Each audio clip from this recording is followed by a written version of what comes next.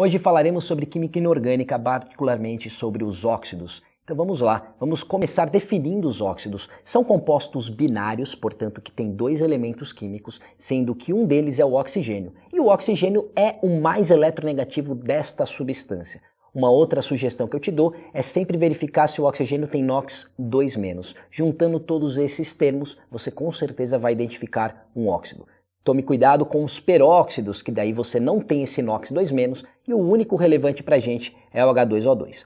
Coloquei aí uma listagem de alguns óxidos, muitos deles com várias relevâncias, seja do ponto de vista ambiental, seja do ponto de vista econômico. Por exemplo, o CO2, ele é o principal componente, que interfere na maximização do efeito estufa da nossa atmosfera. Tá certo? O SO2 e o SO3 estão vinculados à chuva ácida e assim por diante.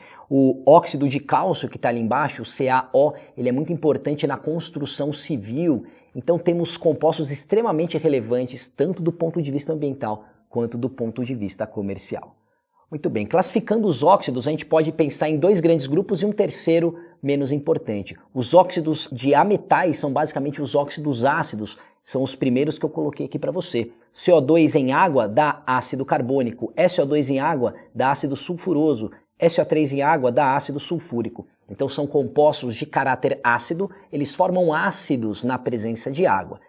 Já os óxidos básicos sempre têm o padrão de metais ligados ao oxigênio, são compostos iônicos. Coloquei os dois principais, o óxido de sódio e o óxido de cálcio. Na presença de água, eles vão formar os respectivos hidróxidos, as respectivas bases desses cátions, no caso hidróxido de sódio e hidróxido de cálcio. E ainda coloquei ali embaixo alguns óxidos neutros, que têm caráter neutro quando interagem com água, destacando que a água também é um óxido.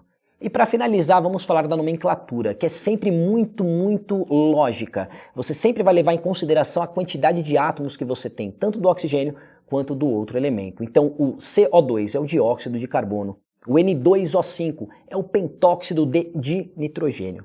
Quando você tem lá embaixo óxidos de metais, eles tendem a formar apenas um composto. Então, você simplesmente pode usar o termo óxido de sódio, óxido de cálcio.